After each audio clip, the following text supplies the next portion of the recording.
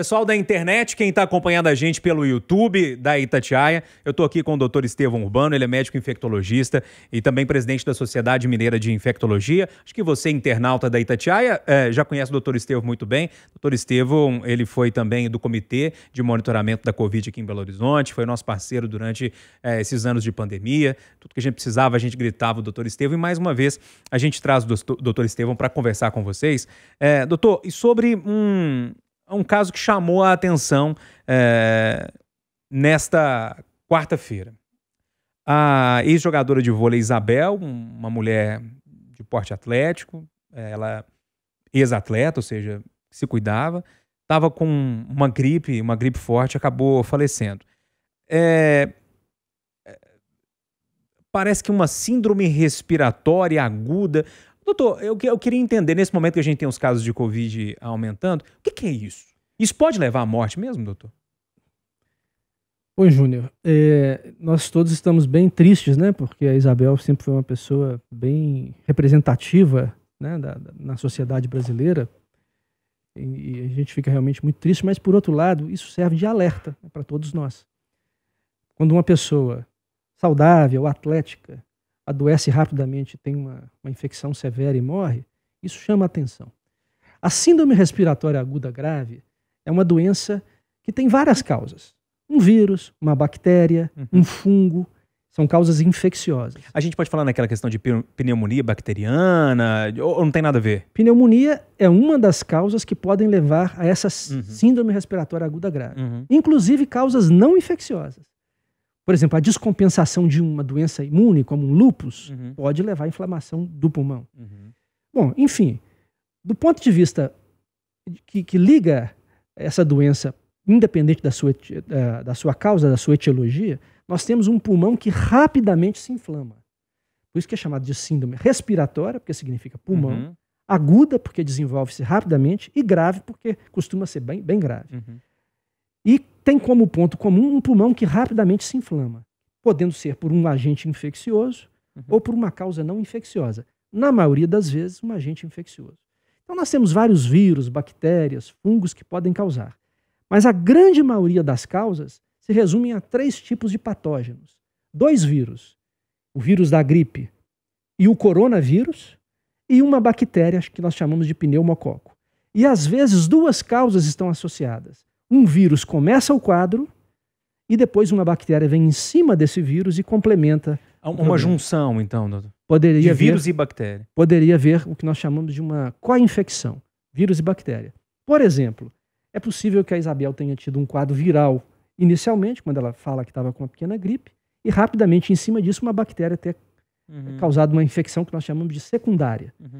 Esperamos agora os laudos, etc., para definir exatamente qual é a causa. Agora, é importante dizer que, para todas essas 3 causas mais comuns, o vírus da gripe, o coronavírus e o vírus da pneumonia, o vírus o pneumococo, nós temos vacinas, né? E, portanto, são doenças possivelmente preveníveis. Desculpa, doutor, te interromper, mas a da pneumonia, ela não está na rede pública, ou está? Nesse momento, não, a não ser para casos especiais. Por exemplo, se o indivíduo tem uma imunossupressão, uma comorbidade assim, ele pode requerer e recebe a vacina. Mas se a pessoa tem condição de comprar essa vacina na rede particular, só indica? Para qualquer idade, como é que funciona? Para qualquer idade, vacina para coronavírus, para gripe e para pneumonia pneumocócica, a gente recomenda para 100% das pessoas. Umas, obviamente, devem fazer isso com muito mais prioridade. Outras não, mas veja que a Isabel, mesmo sendo atlética, e para a qual talvez não fosse uma grande prioridade, né? Se foi uma dessas 3 causas, ela também não sabemos se ela estava completamente vacinada, mas isso mostra que o vírus ele tem algumas preferências, a bactéria também, mas pode pegar qualquer pessoa. Doutor, eu fico tentando pensar com quem está acompanhando esse vídeo agora, o internauta, assim.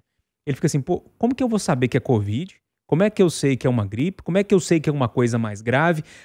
Como é que a pessoa consegue diferenciar que é grave? Que ela precisa procurar um médico, assim. Qual que é o ponto? A gente consegue delimitar? Não é muito fácil. E lembrando que todos esses vírus, bactérias, podem causar doenças muito leves e nunca evoluírem para a forma grave. E idem o contrário, né? Então, independente da causa, se vai ser coronavírus, gripe, pneumonia bacteriana, porque aí é só teste laboratorial que vai dizer. O do coronavírus hoje você tem disponível que fica pronto muito rapidamente. É o quadro geral da pessoa, principalmente a medida da saturação pelo oxímetro. Então, aquele aparelhinho coloca no dedo. Aquele aparelhinho que você coloca no dedo. Muita gente comprou, né? Eu comprei naquela época que o senhor indicou, até hoje está lá em casa. Mas usou aquele... Vamos supor que a pessoa tem um aparelhinho. Eu estou interrompendo o senhor, mas só para a gente tentar ser bem didático. Coloquei o aparelhinho. Qual é o número que eu devo ficar apavorado? Existem pessoas que já têm a saturação um pouco mais baixa. Então, para essas pessoas, 92, 93 é normal. São os idosos com problemas pulmonares crônicos, etc. Para essas pessoas, você tolera às vezes 90, mas a sensação dela é que está tudo bem, ela se acostumou com aquilo. Agora, para as pessoas que não têm esses problemas, a gente tolera ali até 94, 93 como algo aceitável. Mas ainda assim, se houver um desconforto muito grande, se aquela saturação, mesmo acima de 93, estiver gerando falta de ar, dificuldade de fazer pequenos esforços, pequenos exercícios, etc., ainda assim ela deve procurar assistência médica. Ficar em casa em situações onde a pessoa se sente desconfortável não é adequado, porque essa sensação de desconforto pode significar alguma coisa além. Então, nesse caso, sempre procurar o médico. Agora, se em casa você está com a saturação 96, 97, 95, não tem falta de ar aos pequenos esforços, não tem muita secreção verde, amarela, que aí sugeriria a necessidade de antibiótico, a febre não é muito alta, ela só está naquele desânimo, né, com aquele pouquinho de tosse, a coriza, né? Isso, com aquela coriza, aí não tem necessidade. E aquele resfriado que a gente está acostumado. Exatamente. Né? Então, agora, na dúvida, sempre procure. Isso é importante, né? Tá na dúvida, tá com algum desconforto maior, procurar um médico. Pois é, pessoal, turma da internet, obrigado por ter acompanhado. A gente bateu um papo aqui com o Dr. Estevão Urbano. Ele é médico infectologista, presidente da Sociedade Mineira de Infectologia, e a gente falou um pouquinho dessa síndrome respiratória aguda grave, né, que teria acometido a ex-jogadora de vôlei Isabel e que pegou todo mundo meio que de surpresa, assim, uma mulher atlética, de corpo atlético, que se cuida, né, pelo menos pela imagem dá pra gente perceber isso. Infelizmente, morreu.